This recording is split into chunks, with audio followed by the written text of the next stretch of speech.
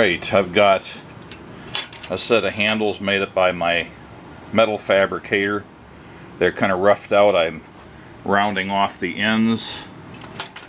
And he put these punched holes which approximate the rectangular hole I want, so I've got some small square files.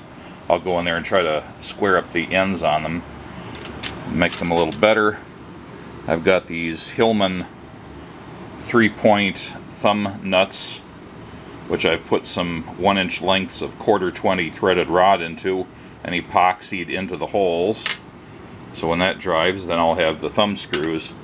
I had experimented with putting a 3/16 inch hex driver cut off of an Allen key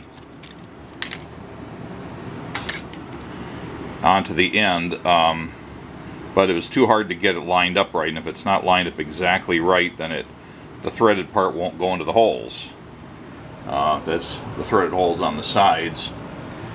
And also the outer diameter, if you count the 6 points, is slightly larger than the diameter of the hole.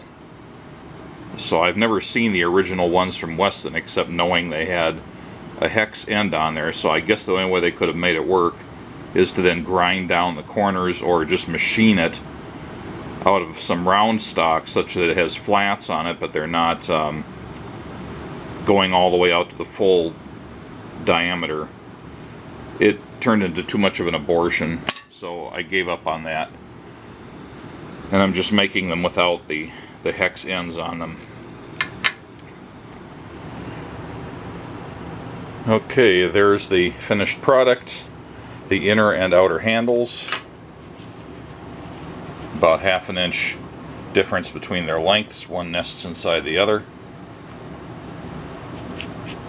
And the 2 thumb nuts. There's how they can be stowed to be out of the way behind the unit, and you can lift them up a little bit like that without exceeding the top dimension and still provide access for the power cord. The stand can be configured like this, and the meter tilted up or down from an elevated position, with one of the handles tucked behind. You can just prop the front up like that. You can also configure them to hold the rear end up and the front end down, as if this is on a shelf above a workbench and you want it aiming down at you slightly. You can configure it that way as well. And of course it can be a carrying handle with one or both of the handles out front. Plenty of room to get your hand in there. And it feels better grabbing a thicker handle than just the thin sheet metal one.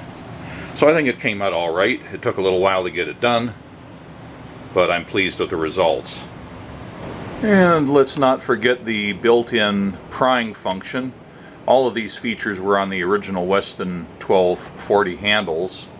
You can see through the slot there, if I can illuminate it properly, that there's the slot in the bezel back there, and the slot is sized to allow a normal, let's see if I can get this in the picture. So in there, and then it fits into the other one, then just prying back on the screwdriver will pop the bezel off, but I'm not actually going to pry it off at this point. But that's what that's there for.